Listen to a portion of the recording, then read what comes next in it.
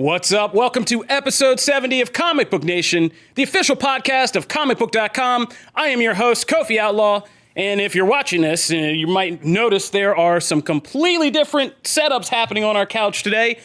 Mr. Matt Aguilar is out. Mr. Brandon Davis has stepped in to be my co-host today. Thanks, buddy. I'm actually Matt Aguilar. I just got a haircut. Nice. Yeah. Matt Aguilar has changed identities once on this podcast, so that's not surprising that he's doing so again. And with us, joining us, After the Dead co-host, Miss Janelle Wheeler. Yay! I'm very excited to be here. This is my first time on a real official podcast. This is a good one to start with. Yeah. Wait, you've never done a podcast before? I think it's funny how you consider this a real official podcast. Whatever. Yeah, I It's know. Comic Book Nation, That's like the best man. endorsement we've ever gotten. Yeah, thank you. It's like, yeah, they really believe it. I All also right. consider After the Dead like the Walking Dead show, the Well, only one. That's right. That's right. Are we There's shamelessly nobody's- plugging our Sunday podcast? Yes, we are. We'd like to cross-promote podcast here. So we have our After the Dead host on because, as you may know, a little show called The Walking Dead is coming back pretty soon. Sunday night. So it's time to dust this thing off and get After the Dead back. But to give It's these guys a actually pretty warm-up, good.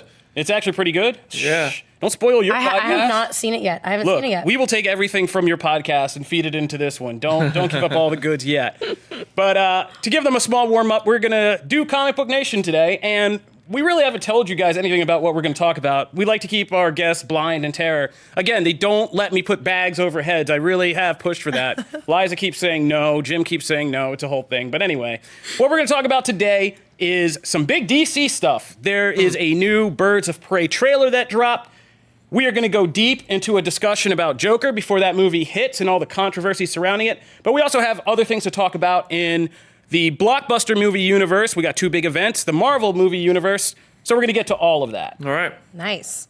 Excited about all of it. Good. So stick with us because when we come back, we're going to start first and foremost with this Birds of Prey trailer. Don't go away. All right. So, guys, Birds of Prey trailer is out. It's a movie we've been kind of talking about. We even did like a whole segment on the show before wondering how this movie is going to actually play out when it hits. We'd seen just little teases. Of course, this is the Suicide Squad spinoff. It's bringing back Margot Robbie's Harley Quinn. Kathy Yan is a kind of a new director who's taking this on, her first real blockbuster feature. There's been some reshoots. They got, what's his name from John Wick? Chad Stahelski to come and do some reshoots that had us concerned. But this was our first like full look at Birds of Prey, what it's all about, and all of that. And this was more like, instead of a general trailer, I would say it's like a character featurette almost, because it was just focused mostly on Harley Quinn and Margot Robbie and what her story arc is in this film and how it connects to Suicide Squad. But there were hints. There's a lot of color. There's a lot of style to this. It looks like there's going to be some good action, maybe pumped up by Mr. Stahelski when he gets a chance to get in there and really get some of these kind of stunt things going. But there was, for me, there was promise. I was kind of, really skeptical about this whole thing for weeks now. But I think this one is starting to turn me around a little bit. I still need to see more about the general actual Birds of Prey premise and the other characters and the villains. But, interesting first trailer to kind of kick it off. I think it would have been a little bit better to focus less on Harley Quinn and more on the Birds of Prey.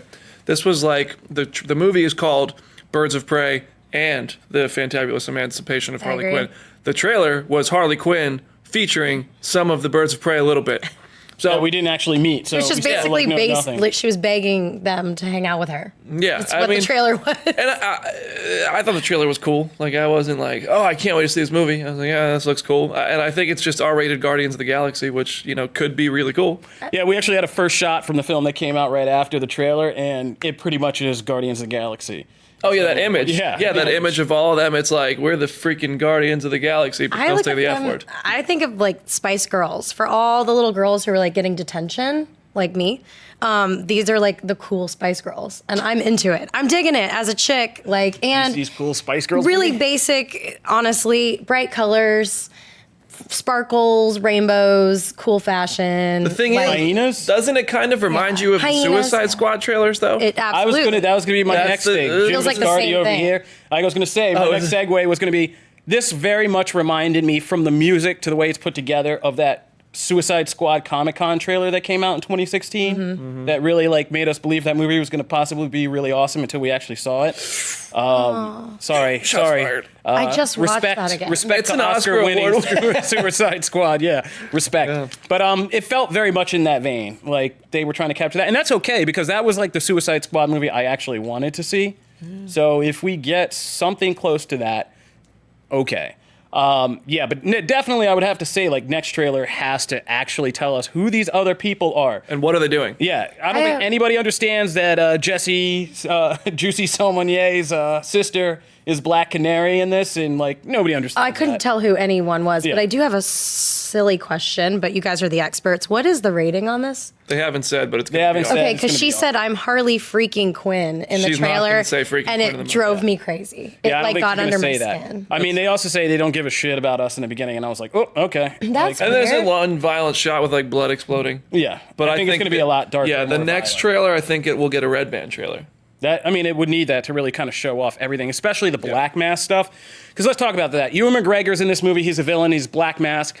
People have been kind of critical of what we've seen of that because Black Mask is basically a psycho he's a rich boy psycho who is a violent killer who wears a black mask in the comics.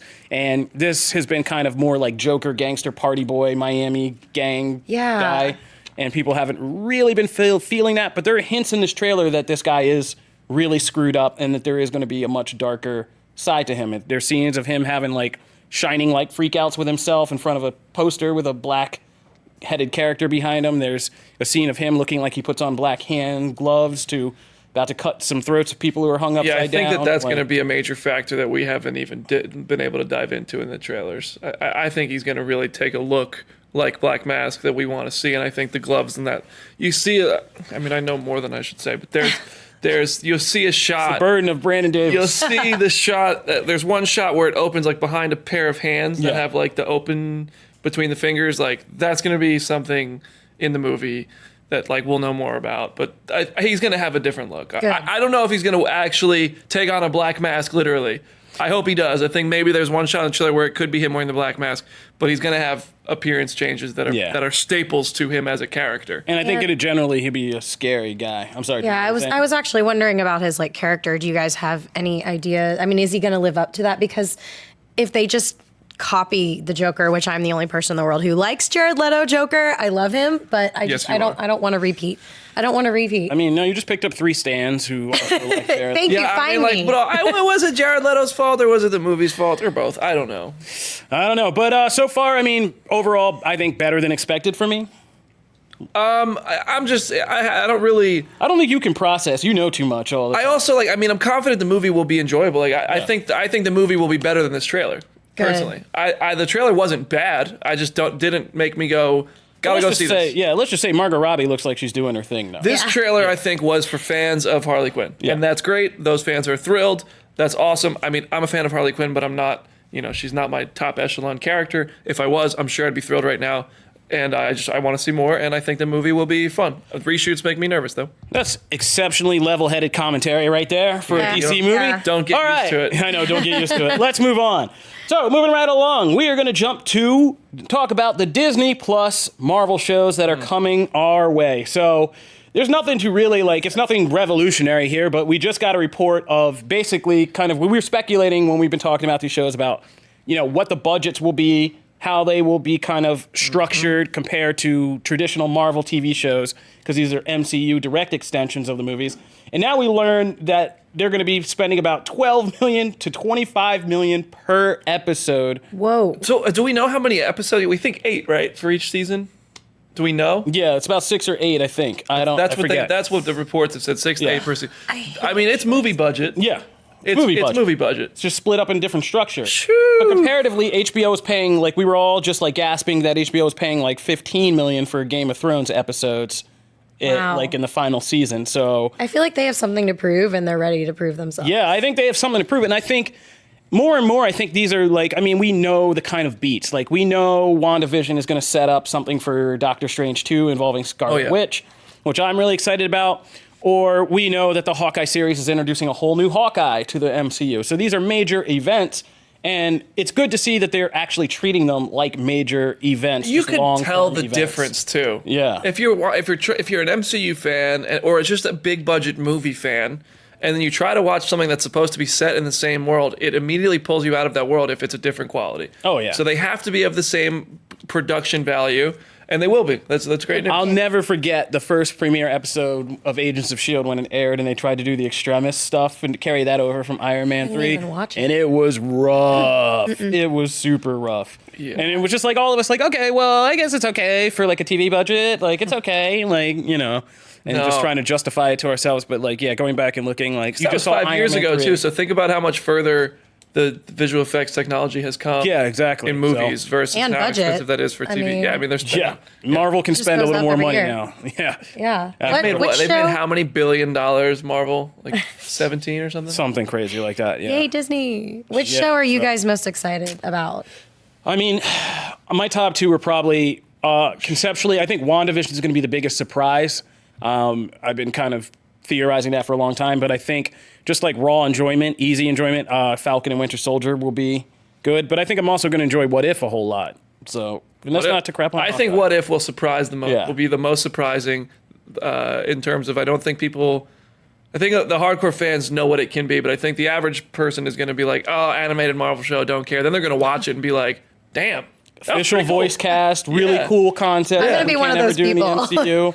Yeah, I think I'm so. like Loki. Like, I think of all the series, I don't know, man. I think Falcon and Winter Soldier is like a safe bet because Yeah. I love Civil War, and I think that dealing with the fallout of Civil War will be interesting. But Loki sounds. I'm so curious about Loki with how it's going to pick up after Endgame same. and how it'll imply like different multiverse rules and. Yeah, I mean, they're going to have to figure out a lot of cosmics. I think that's Yeah. going to be the Goosebumps. undercover one to get the cosmic stuff kind of worked out and reality stuff. And I don't know. So I I don't mean, know. it's all good, man. It's all good, man. I'll be paying that $70 for Disney Plus. Does Moon Knight? Yeah. Can I say Moon Knight though? Yeah, I mean, 'Cause I that's mean, we the know it's one- coming. Yeah, I that's mean, the one I'm most excited I have no idea what that's going to be yet, so I just want them to not screw up Moon Knight right now, which is where I'm at, basically. So, yeah, the money involved in this, like Moon Knight, we're saying he didn't get a movie, but he kind of did, just a longer form. Maybe he'll be in a movie. And that's the great thing about all of this. Yeah. There is no barrier between this. It's all We Kevin Feige We can now. meet Moon Knight in a series and then have him in some kind of supernatural themed Marvel movie with a Yeah. bunch of other characters and Blade and whatnot. R.I.P. Jeff Loeb's Marvel Universe. Oh, stop it. He's already down. Stop it. All right, moving right along from that. Dead already. We got some blockbuster movie news to talk about. This one kind of hit me right in the childhood as we learned that personal. It's not in a bad way. Everybody calm down. Like, no, don't take the therapist off the Go phone. on. Like, we're good. In a good way. Jurassic Park, one of the biggest staples of my childhood.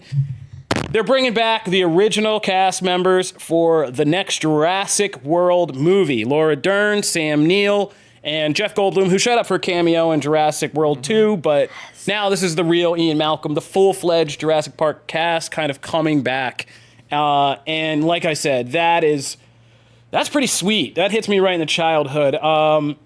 Because, especially just because I've come to appreciate, and we've actually talked about this when we did the Jurassic World short film review a couple episodes ago. But as you get older, you begin to realize, like, Laura Dern's character in that movie is just such a great, like, female character in blockbuster movies in general. And you realize how kind of, like, we were so kind of blessed in the 80s and 90s with, like, female characters, which is weird sometimes when you hear about a resurgence. But, like, yeah, you didn't realize, like, Ripley and people like, yeah, Laura Dern's Ellie, I forget her last name in Jurassic Park, but Ellie.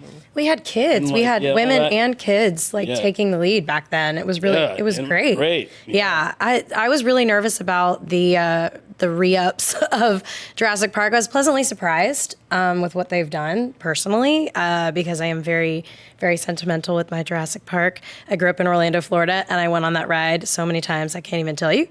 But yeah, I'm really excited about this. I think this is going to be really great for like our demographic, our age Yeah. group. It's really exciting and beyond. And it's good to connect the Jurassic World lead characters who haven't been the most well-received or strong with some of their stronger predecessors. I'm going to love to see Sam Neill and like Chris Pratt's character, like just try to like Chris Pratt say something crazy and him being like a scientist be like, what? Like, and then just their back More of and these forth. reboots need to do this, like follow suit. it would just be so cool to see more of, like, I don't know, infusing the past, put it all together. Come on. So more exciting, the original Jurassic Park cast coming back or the original Terminator cast coming back? Definitely. Oh, stop it. Oh, I just wrote up a Terminator trailer post saying that the best thing about that movie is, like, every time the old cast is not on screen. Oh, no.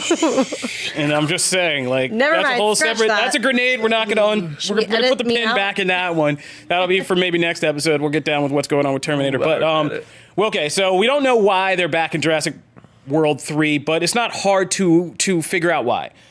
Jurassic World 2, of course, ended with the dinosaurs being released from the secret perv mansion into the wild, and now they're kind of just roaming around, which for Sam Neill's character would be, Alan Grant would be like, that's his Christmas now, like, or his PTSD all wrapped into one. I hope they just say, did you idiots learn nothing? Yeah. Like, why did you try? I mean, remember what I happened hope to he us? comes back as basically Luke Skywalker in Last Jedi. You're like, I tried to get out of Ooh, here. you want him just to live. disappear at the end? Well, I mean, or get eaten and disappear. Like, I don't know. But, like, yeah, I mean, he's going to be just, like, old and grizzled and angry and be like, you didn't listen to me. Like, you should have stopped. And, I just hope there's a sequence where he brushes dirt off of his shoulder. and I hope Jeff Goldblum and him, like, are just, like, funny. Like, Jeff Goldblum's, like, enjoying the whole ride. Just like, oh, yeah. Oh, this is going to be great. Like, Yeah, just mocking the whole thing. yeah. So, I mean, yeah. All I can say is I'm It's now cool. excited It's for that. cool. And between what Colin Trevorrow did with the Jurassic World short film and, like, now bringing back this, I'm kind of getting really excited for this for the first time in a long time. So, yay, Jurassic Park. Finally, moving right along to the penultimate, that would be the second to last, but the ultimate kind of blockbuster movie franchise.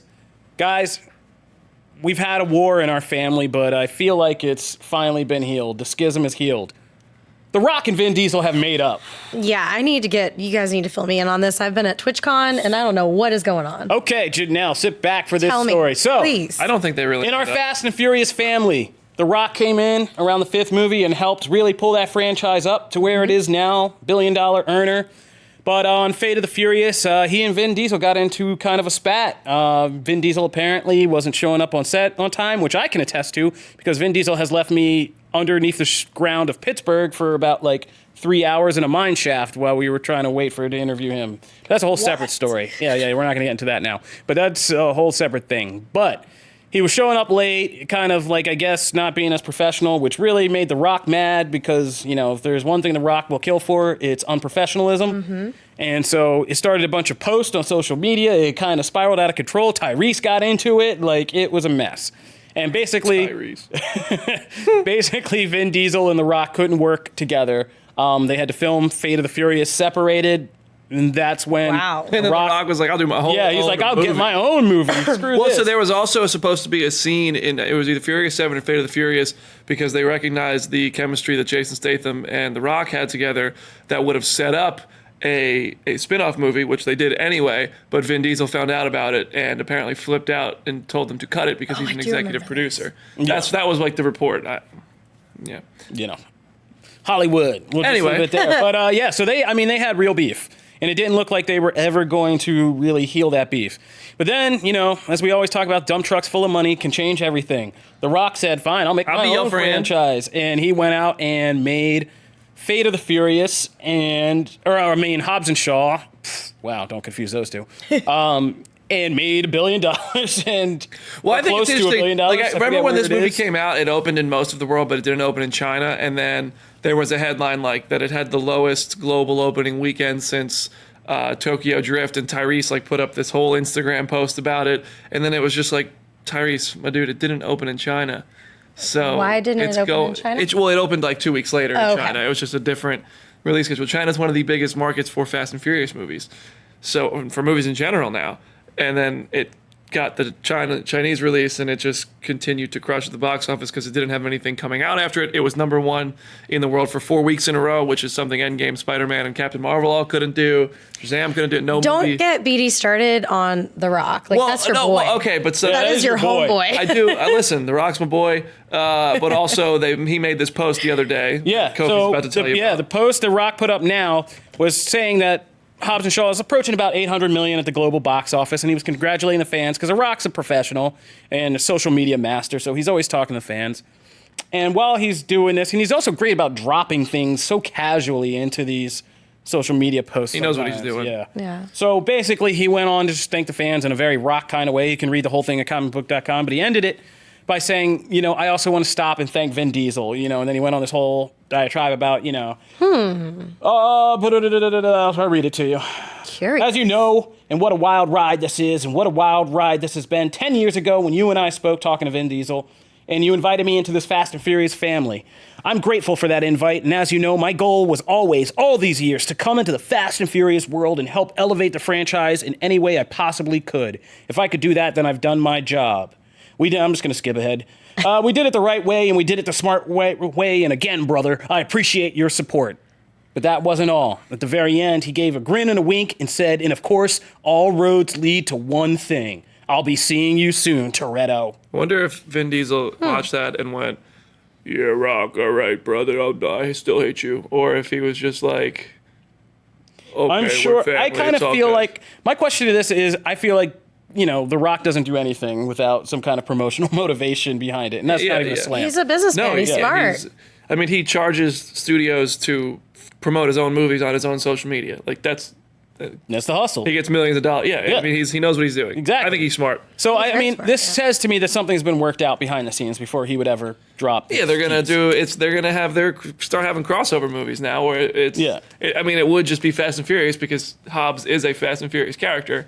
But now you can advertise it as like, the spin-off is coming to the Fast and Furious. It should be noted there has been loose threads kind of been sewn into this to bring it all together. So I wouldn't be surprised if at the end The Rock shows up at the end of Fast and Furious 9 and Fast and Furious 10, which will be the 10th movie, a big event film, would bring him back into it. Oh, that'd be great. I hope there is at least one more spin-off film, not Hobbs related, before Fast 10 if they want to make that an event. And they might have to. So far we know that, Hobbs and Shaw introduced, Idris Elba's Black Superman, who was this cybernetically enhanced guy who worked for this weird tech company that's basically Marvel's AIM. And there is somebody behind that. Yeah, and there's somebody behind that. And there's if you read wikis, there's already kind of threads either revealing or theorizing that Charlize Theron's hacker character, Cypher from Fate of the Furious, is part of that organization. And therefore... I think she's going to turn good. Watch. Or was or is. And so Hobbs and Shaw kind of set up that this organization is coming. And, Fate of the Furious already kind of played with this. And they position her as somebody who's been pulling the strings of the entire franchise all the way through. Like, she was responsible for, Braga and all this other stuff that she was actually behind. So I feel like it's all coming together. They're just doing a Marvel Cinematic Universe. And they had to heal this. They learned from the Spider-Man thing. They were like, Marvel, can't have the kid, Marvel and can't have Sony a divorce up. right now. Dad and dad have to get back together again. Yeah. We can't have a divorce right now. The Rock wins that fight. I like them together. Yes, hands down. Hands down. The Rock wins the box office fight. The Rock wins the physical fight. Always. Yeah, I think so. But they're great together. Life is short. Why are we still beefing? We're grown. That said, I'm a fan of both. And I am too. More importantly, aside from friendship, you're getting money together. That's Exactly. the purest relationship you can have. Only in Hollywood. NFL players would take that, and also. What? I'm gonna stop. Commentary. Just play the game. Just play the game. Talking Take about your money and play the game. Right now? I don't know. Make your money, play the game. I don't know. Make your money, drive fast cars. Yep. Sounds good to me. All right. So we all happy? You guys happy? Dad and Dad are back together? Yeah, Yes. it's cool. Yeah. Yeah, I love them together. I feel like the Fast and Furious family is back together. I think it's a PR move. Yeah. And after the loss of Paul Walker, we don't need any more Fast and Furious losses, man. Yeah. No. Oh, good Oh point. man. I'm going to a wedding this week. I'm looking forward. I just want to catch up on some Fast and Furious marathons on TNT. I love that. All right, but that's not for the podcast. All right, when we come back, we are going to deep dive into our discussion about Joker and maybe a little something else. So stay tuned for that. Do you guys?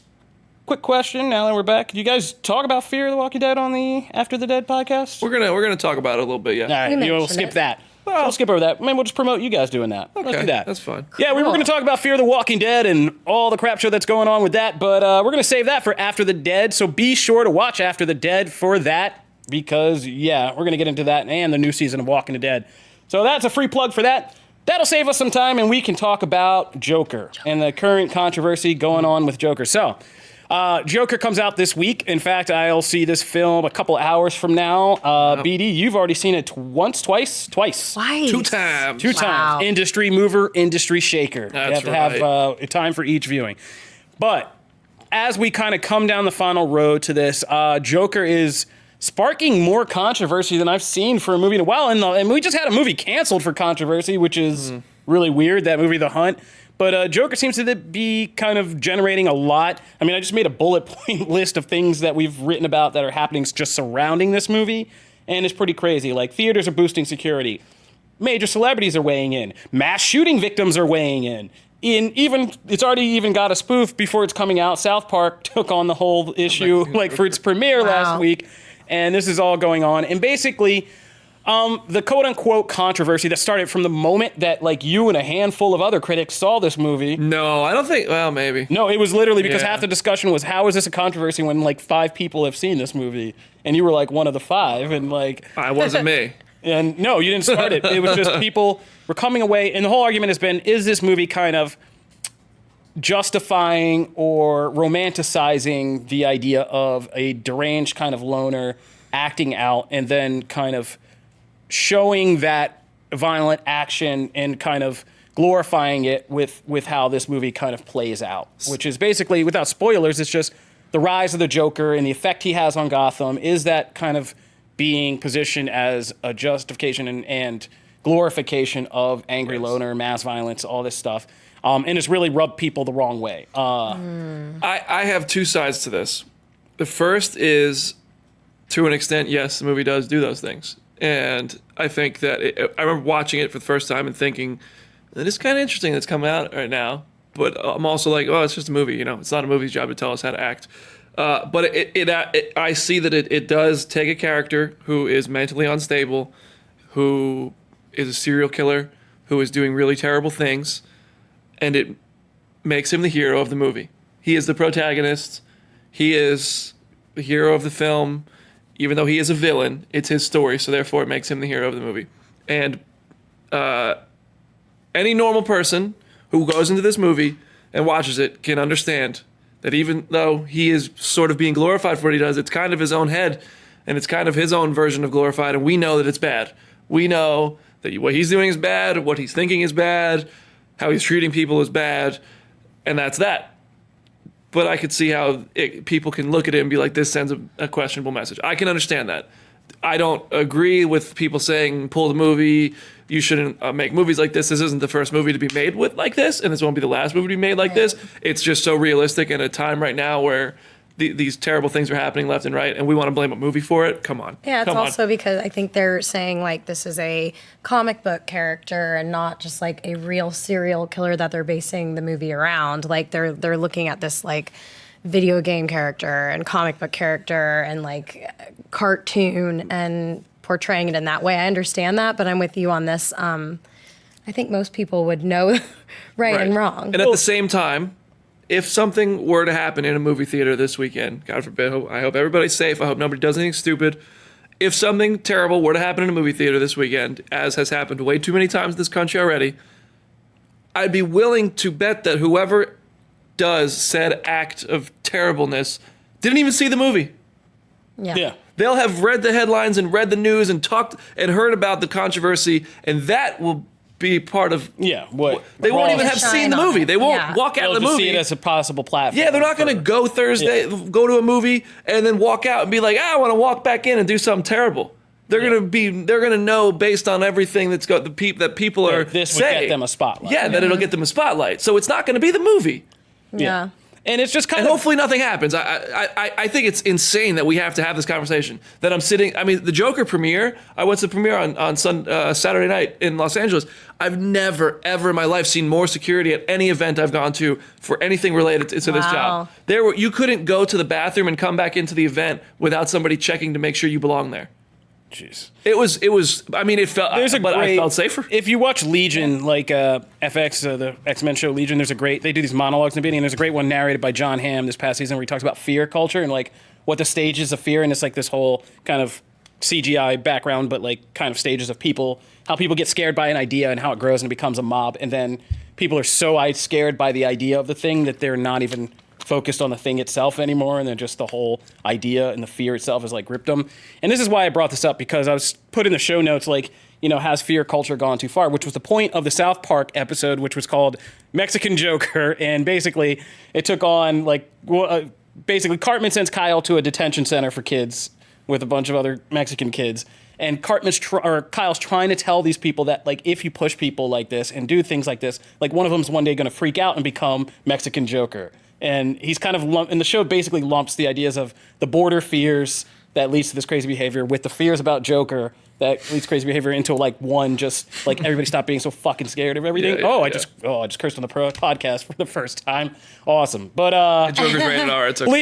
Leave that, please. Just stop being so scared all the time. And it's like, this is what I see reflected in this. It's like you've almost given this movie more power and the Joker more power by just having people this scared by the very concept of the Joker. I mean, the actual Joker would love that. Like, he'd be like, oh man, this is great. Right. Yeah, wait till you see the movie. And I think what I think bothers me about it is the hypocrisy that, like, we can have 2 Ted Bundy movies come out on Netflix this year and be huge trending social media topics with people thirsting over Ted Bundy, where we have to have discussions of, is Ted Bundy hot or was Ted Bundy hot or not? Like, conversations in our society. But the movie about Joker comes out and we're like, oh, whoa. I think Ted Bundy was also met with a bit of controversy. I think there were headlines, but the difference being, it's not Joker.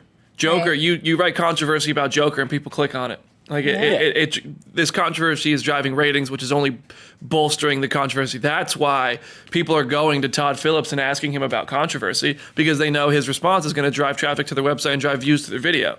That's why this is becoming more and more of a conversation. Not because people are some people might genuinely be concerned with controversy, but in the end, it comes down to ratings for the media. And that's what is kind of driving this conversation. Yeah, I thought it got a little bit of a turn, though, when you have, like, the Aurora shooting victims' families who come out and say, like, this movie's like a slap in the face. And I was like, should we have the victims from the Vegas shootings, the country music festival? I mean, that has nothing to do with this. And exactly. It still happens and that was in kind of my point. I was like, like, while I grieve and feel for those families, it's like, that's kind of like, again, you haven't, unless I'm missing something, like, you haven't seen this movie yet. Like, I have a question. Do we know if they're going to put up maybe like any hotline message at the end or some kind of like... Not that I'm aware of. Not that I'm aware of. The Aurora families were actually not trying to cancel the movie. They were petitioning Warner Brothers to essentially take profits from the movie and donate to things to do with like mental illness. I mean, that would be a beautiful gun control lobbying or things like that. That would be lovely. To, like, what happened. And yeah, that would be lovely. It'd be a nice gesture by the company. But again, like in the rules of capitalism, not required, because you haven't really done anything, because it would be an endorsement at the same time. Like, we think our movie might be driving people nuts. Like, here's the thing. But, like, you don't have to. But it would be a nice gesture. But, like, at the end of the day, like, this is a movie. We make movies. There's an entire genre we call horror, where we go to see people get killed all the time. Yeah, but crazy. Like, we were just talking about Fast and Furious, though. Does that mean I'm driving my car trying to fly off the highway to get home faster? That's not a good analogy, because a lot of the times, yes, that has caused a lot of problems. And I've seen you in your Jaguar sometimes, and so yes, you are. So that's not a good analogy. The Fast and Furious has really ruined a lot of us on the road. Like, I have never tried to, like, jump out of the window of my car. We've all been stopped at that light and thought we were Dom Toretto for a minute. But we don't floor it while it's red. Yes, we don't. No, that would be bad. Yes. No. But so it is kind of crazy. But in the end, the funny thing is, as always, you tell people to stay away from something, and ultimately you might be pushing them like right into doing it. And Joker might just have a really good opening weekend because of this. I think Joker could come up to It Chapter 1 numbers like 120 million. Oof, really? I really think like there is such a huge thirst for this movie with so many people talking about it. I don't know. I mean, I'm sure there are some people who are going to say, I'm not going opening weekend. I heard all about people getting shot at the movies is going to happen. Whether that happens, I just think there will be a small camp of people who don't go because of that. But I think more people are hearing about the movie and becoming more curious about the movie, and they will go. And I mean, my gauge is always like some of the people in my life, like my sister, my friends from the gym. Yeah, I was gonna say, people who don't know anything about the day-to-day stuff we do here, and they are all excited for this movie. Yeah, I tested my grandma. I said, who's 90, and she was like, Kobe, what's coming out this week? And I was like, that Joker movie's coming out. She's like, oh, yeah, that looks scary. That looks really scary. I'm going to see that. And I was like, okay. And they're advertising the hell out of it on Sunday Night Football. And let's just say my grandmother was seeing a movie in Opry Mills when that shooting jumped off. She walked out into that. Oh, one. yeah. So, Well, that wasn't like, it was just, that wasn't like, and she's still going to see Joker. That was a confrontation. Joker. Yeah, it wasn't a mass shooting. It was Yeah. a violent confrontation between two people in a mall right outside the movie theater where my grandmother walked out of, and it got rushed by SWAT team and stuff. And she's still going to the movie. So if my 90-year-old grandma can do it and not be perturbed, I think a lot of us can. I truly hope that that everything's fine this weekend, because it's going to be such a... let's just put that out there. The fallout of it, that would happen because some idiot, some coward or psycho did something stupid, the way that it would, like, then everybody who argued about this would feel bad. No, but like the people who tried to warn and say that this movie promotes this, they'd be vindicated. They'd be vindicated, but also, would the person have even seen the movie? That's like, I mean, not that even matters. At that point, something terrible happened, and it does kind of matter, because when we rush to these things to try to resume control over our lives and a sense of safety, like, we can often make the dumbest decisions in the world. Like, we don't want seatbelts on airplanes. Like, we need, like, actual things to make us safer and stuff. And just blaming a movie and then throwing it away is kind of a weird way to do that. Yeah. Oh, so yeah. I love. If they're gonna blame Joker. that. Like that. Then will you get it? Will another studio make another movie like this if something were to happen? Probably. I don't know. I mean, I'm still waiting to see what happens. And with then the Hunt. it becomes a bigger conversation than that too. Would you say this is similar to Dark Knight at all? I mean, No, it is nothing. It is nothing like The Dark like Knight. it? No, it's really. I can't wait to see it. Though. I mean, it's a dark movie. It's heavy. It's dark. Taxi Driver, American Psycho. Yeah, exactly. And I think that's the weird way in which this kind of like hits me wrong. It's like Todd Phillips and Joaquin Phoenix, I feel like, did just such a good job. They made the movie they wanted to make. Yeah, 11 out of 10. That's what's really kind of setting people off, is it's genuinely affecting people, which good art should do. Good art should move you either like to happiness, to tears, or make you generally upset and shake you up. Mm-hmm. I mean, I want to see what happens. I want to get through this opening weekend with everybody safe, and then I want to see where the discussion goes about how people in mass react to this movie. And I'm not scared. Like the whole thing with like Greta Thunberg and thinking about her last week, and I'm roping that in to say like people were freaking out, like, is this girl a solution to climate change or something? I'm like, what happened to just being a conversation starter? Like somebody who just gets people to talk about a thing that we weren't getting deep enough in before. So if Joker just makes us, if Joker is the weird way we can start to access conversation about who people are in our society, who's getting left behind, who's getting, falling through the cracks, where we're not looking, and what the potential larger societal dangers are of that, of not just one psycho, but the inspiration of many, of a wave of psychosis and things like that. And with just what the you're fall of talking about, society, like, that's not a bad conversation to have right about it now. really makes me look forward to when we can have a spoiler-filled conversation about this movie, because while it does all the things I said earlier about making him seem a bit glorified and the hero of the movie, I can't really describe without spoiling anything another message it sends if you really look at it beyond that surface level of the villain killing people and ending up smiling. Like there is more to it than that. Like, oh, you've seen this in the trailer. He says things like he's trying to talk to a counselor and he says, all I have are negative thoughts. Yeah. So at the same time, it might start a conversation about what this country does to people who need help and how it leaves them behind. Yeah. So there. Really I mean, if you want to look at it positive, that is something we need to talk about. I remember the should very start the first teaser. Like a bunch of people from the office, we were all in here talking about the first teaser, and we all said like one thing that is not even said in the teaser, but like affected all of us was this notepad he's writing on that said like the problem with mental illness is people expect you to act like you don't have one. Yeah. Like, and we were just like, that is so deep. It like really affected all of us. It was very disturbing and like and very real. And I was like, that gave me chills, and that's when I really kind of clicked into this movie. And so, like, I get it if it does get to people, but, like, let's just have a conversation about why. Let's not throw away the scary thing. Yeah. But that's just my take. But the movie's amazing. I suggest going out to a theater and see it. And we're going to have another full spoiler-filled review of it when we come back for next episode. After New York Comic Con. No, probably before. Oh, wait, no, that's just... Oh, my God, we're all leaving tomorrow. Oh, my God, I am not prepared for this week. Dude. So next episode you hear, we will be talking to you from New York Comic Con. That's probably as good a place as any to stop. That'll do it for this episode of Comic Book Nation. Next episode, as we just figured out in real time, will be from New York Comic Con, because we are getting on planes and getting out of here right after tomorrow, actually. So I got a lot of packing to do. If you are just getting into Comic Book Nation now, you can always find new episodes Wednesday and Fridays on Comicbook.com, where you can subscribe to an RSS feed to get regular updates about the show. You can also subscribe on your favorite listening platform. We are on iTunes, Spotify, Stitcher Radio, iHeartRadio, Google Podcasts, Google Playlists, or you can tell any Amazon Alexa device, fire up Comic Book Nation podcast, and we'll start. Fire up That's my favorite episode. Yeah. Episode. If you want to continue the discussion about anything we've been talking about here, you can always hit us up at the hashtag Comic Book Nation, or you can reach me at Kofi Outlaw. You can find me at Brandon Davis BD. And you can find me at Janelle Wheeler. That'll do it for this episode. Podcast, Janelle. Thank you, Janelle, Very for happy stepping to be in here. and getting into this podcast while Matt Aguilar took an unscheduled holiday. Must be nice. Back here, Matt. Just jump off a plane. Yeah, and if you're jump lost into and podcasts. wondering what comics to buy, you can always hit up Matt Aguilar CB and tell him, why did you leave me, Matt? Can I just do an honorary sign off here? Yeah. That'll do it for Comic Book Nation. We're out of here. Deuces.